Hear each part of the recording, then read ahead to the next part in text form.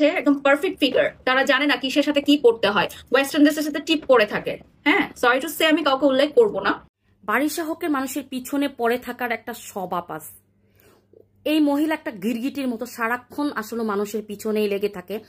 এ নিজেকে অনেক বড় কিছু মনে করে, নিজের ড্রেস আপ সেন্সের খবর নাই, নিজের ড্রেস আপ সেন্স যে কি কি জোকার সাইজে থাকে তার নিজের বডি স্ট্রাকচারের খবর নাই। ওকে দেখতে কি লাগে জনগণ বলতেছে, আমাদের কথা না। সে সানভিজ ভাই তনির পিছনে লেগেই আছে, যখনই তার ভিউ বাণিজ্য করতে হবে। বলছে না লিপস্টিক কিসের সাথে কি পড়তে হয়, মেকআপ করতে জানে না, এত বাজে মেকআপ করে, এত জঘন্য মেকআপ করে, তো ফিগার দিয়ে কি হবে বলেন? এতদিন আমি মনে করছি কি যে তনি আপু কেন এত এদেরকে নিয়ে কথা বলে, কেন এদেরকে নিয়ে এত উত্তর দিতে হবে। সে নায়িকাদের সাথে ওই গো প্রমোটারটা নায়িকাদের সাথে নোংরামি করে, একটা উদ্যোক্তা একটা মালিক হয়েও সে কেন এগুলো বলে। এই ধরনের বেহায়া নিলজ্জ মানুষ যারা, এদের না প্রতিবাদগুলো এইভাবেই করা উচিত। আজকে যদি তনি আপু ওইভাবে প্রতিবাদ না করতো না, এই বেহায়া মহিলাগুলো আরো অনেকভাবে লাগতো। 500 টাকার বিনিময়ে যারা স্টেজে ডান্স করে তারা যদি আপনি ওই 2000 টাকা দেন, হ্যাঁ তো মনে করেন যে কাপড় খুলে ডান্স করবো। তনি আপুর পিছনে লাগার আগে তোর 10 বার করে তো ভাবা উচিত। তুই আবার বলে দিচ্ছে, আমি কারো নাম উল্লেখ করতে চাচ্ছি না, যার মেকআপের ছিরি নাই, যার ড্রেস আপ গেট আপের সেন্স নাই, নিজের ড্রেস মানে ড্রেস সেন্স কতটা বাজে, তার বডিতে কোনটা মানাবে আর কোনটা মানাবে না, ফিশ কাট ড্রেস পরে বসে থাকে, পেটিয়া হয়েছে, মিত্রাদের মতো দেখতে লাগে, বেটা মানুষের মতো লাগে। এই যে দেশ বিদেশে ঘুরে আসে, কি ড্রেস পরে, কোনো কিছুই নাই, দেখতে তাকে ওকে কেমন লাগে সবাই কমেন্ট করে যে দেখতে তো একটা বেটা বেটা লাগতেছে, ওকে তো কোনো অ্যাঙ্গেলেই আর কেউ পছন্দ করে না, বারিশা হককে কেউ পছন্দ করে না। এখন তনি মানুষকে বকাবকি করে, তনি আপু মানুষকে এত কঠিন ভাবে রিপ্লে দেয়, ফকিন্নি কয়, উমুক, এগুলো স্বভাবে শুনে যাদের স্বভাব খারাপ, যারা পায়ের ঠিকই তো আছে, যারা যোগ্যতা নাই, যারা থেকে অনেক নিচু লেভেলের, ওইসব মানুষ এরকম পটর পটর পটর পটর কথা বলে, ঠিকই তো আছে। সে একটা মালিক, সে এরকম ধরনের কি করবে না করবে সেটা ওর কাছে শুনতে হবে। আমি ব্যাকলেস বলে কেউ আমার কয় না যে পাঠা, কেউ আমার, আমি ব্যাকলেস বলে কেউ আমার বলে না যে সান্ডা। ওর কাছে শিখতে হবে।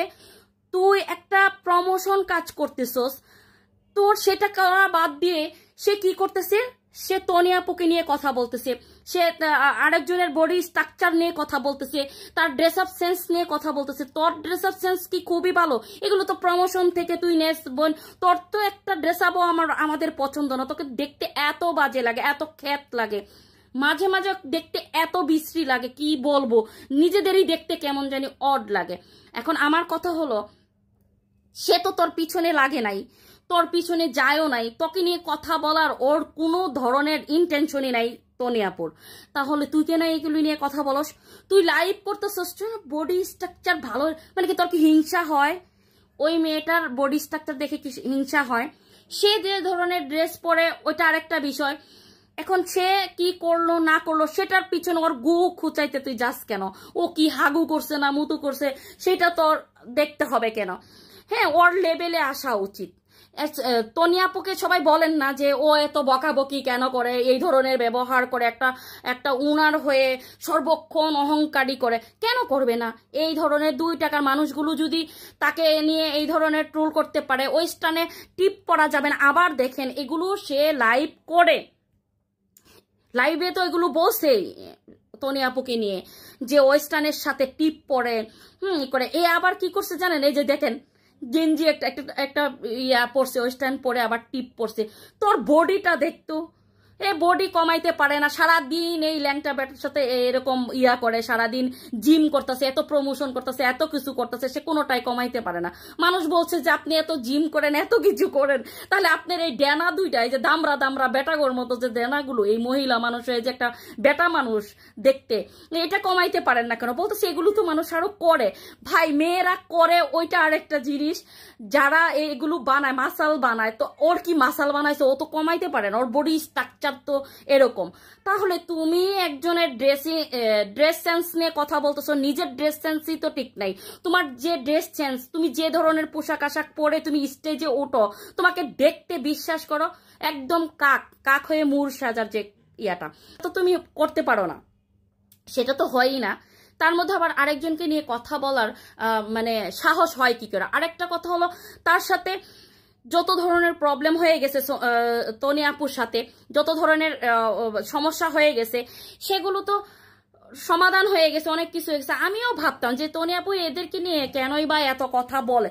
এখন দেখতেছি এই মেয়েটা, এই মহিলাটা মানে বারিশা হক, একের পর এক স্ট্যাটাস দেয়, কুচা মারে মারে একটা স্ট্যাটাস দেয়। ঠিকই এরকম করে, একটা মানুষ মারা গেলেও সে ওইটাকে খুশিতেই পোস্ট করে। তারপর দেখলাম যে মূর্খের মতো সারাদিন ও এত সময়ই বা কোথা থেকে পায়, তোর না এত কাজ এত কিছু। ওনার মতো একটা প্রমোটার, উনি বলে বাংলাদেশের সেরা প্রমোটার, থেকে দিয়ে যারা কাজ করে, এখন প্রমোটার তো এটাই। এখন ওই খুচাখুচি যদি না করে, মানুষ ওকে নিয়ে আলোচনা করে না, সমালোচনা করে না। যখনই ও এরকম ধরনের কোনো কাজ করে তখনই আমরা এদেরকে নিয়ে কথা বলি, এদেরকে নিয়ে প্রতিবাদ করি, তখনই হলো ওর ভিউ বাড়ে, তখন মানুষ ওকে লজ্জা শরম ছাড়া একদম ধুয়ে দেয়, কমেন্ট করে। ওর ওইটাই দরকার, মানে ওর তো ওইটা লাগবে, ভিউ হইতে হবে না, ভিউ বাণিজ্য, বুঝতে পারছেন? ভিউ বাণিজ্যের জন্য ও এই ধরনের কথাবার্তা বলে মানুষকে নিয়ে। তারপরে ফেসবুকের আর্নিং কমেছে, এখন মানুষ আর ট্রোল করতে পারবে না আমাকে নিয়ে, মানুষকে নিয়ে এখন কি করে খাবে? তো মানুষ যদি কি করে খাবে, তোকে নিয়ে ট্রোল করার, বোন তোকে নিয়ে ট্রোল করার আমাদের কি আছে? কেন আমরা ট্রোল করতে যাব? তুই জনগণের সামনে যেভাবে দেখাইতেছিস, দেখেন তুলে ধরছিস, তোকে নিয়ে মানুষ এটাই বলবো, তুই তো মানুষকে নিয়ে কোচাকুচি করস। সে জানলই না, মূর্খের মতো একটা স্ট্যাটাস যে তুই দিলি, স্ট্যাটাসটা দেওয়ার আগে তোর আগে চতুর্দিকে তুই নিজেও যেহেতু সে মানুষের কাছে তুলে ধরে, সে একটা বড় ব্র্যান্ড প্রমোটার, তাহলে তোর কথাবার্তা স্ট্যাটাসের একটা মূল্য থাকতে হবে। তো এরকম ফকিন্নি মার্কা, এরকম খুচাখুচি, এরকম ঝগড়াটে, এরকম ওই যে গ্রামের মা চাচিদের মতো লাগালাগি, হ্যাঁ তুই এখানে বসে বসে ও এরকমই করে। মানে মানুষ অনেকে বলে আল্লাহ ওর কি ধৈর্য, কত ভালো। ও ভালো, দেখেন ওর কথাবার্তার সিস্টেম। নিজে ভিডিওটা এত পরিমাণের ভাইরাল হয়েছে একটু কনফিউজ করার জন্য, ঠিক আছে?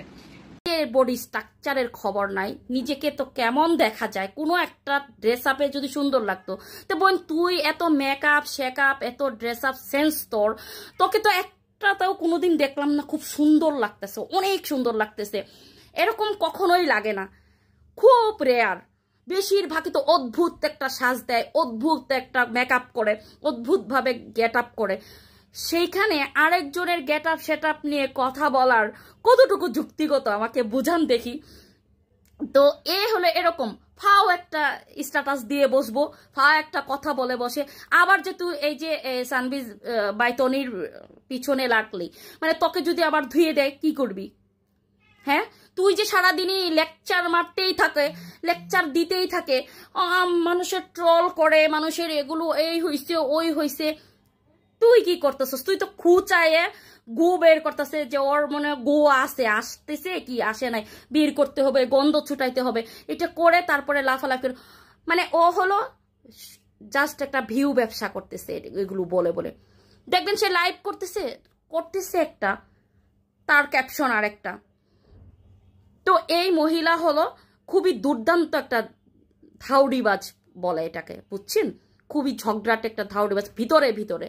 তো এগুলোর পতন যে এমনভাবে হওয়া উচিত, এমনভাবেই হবে। এগুলোর টাকা কবে জানি কোথায় গিয়ে দাঁড়ায়, কোন বিপদে পড়ে আল্লাহ কখন কোথায় নিয়ে যাবে বলা যায় না। কিন্তু এগুলোর কোনো ভয় নাই, কোনো ভয় নাই। মানে মনে হইতেছে জীবনে এতটাই টাকা কামায় ফলাইছে, ওদের জীবনে আল্লাহও মনে হয় আটকাইতে পারবো না। ওদের কথাবার্তার সিস্টেম এরকমই মনে হয়। সবাই ভালো থাকবেন, সুস্থ থাকবেন। অবশ্যই আপনারাও মতামত দিবেন, কমেন্ট করে। তনি আপুর বিষয়ে আপনারাও কমেন্ট করতে পারেন। আমার কাছে এটা মনে হয়েছে তাকে যথেষ্ট, সে যেমন ড্রেসই পরে তবু তো সুন্দর লাগে। এই ইঁদুর মুখীকে আসলেই কি সুন্দর লাগে? ওকে তো কখনো সুন্দরই লাগে না, ওকে তো কোনো স্মার্টনেস নাই ওর মধ্যে। তনি আপুকে যথেষ্ট সুন্দর লাগে, যা পরে তাই সুন্দর লাগে, যথেষ্ট সুন্দরী স্মার্ট একটা মেয়ে। ওকে না লড়াইলে তো আরো তোমাদেরকে লড়াই না, ঠিক আছে? তো সবাই ভালো থাকবেন, সুস্থ থাকবেন। যারা এখনো ইউটিউবটা সাবস্ক্রাইব করেনি সাবস্ক্রাইব করেন, যারা এখনো আমাকে ভালোবাসেন তারা অবশ্যই লাইক কমেন্ট শেয়ার করবেন। আল্লাহ হাফিজ।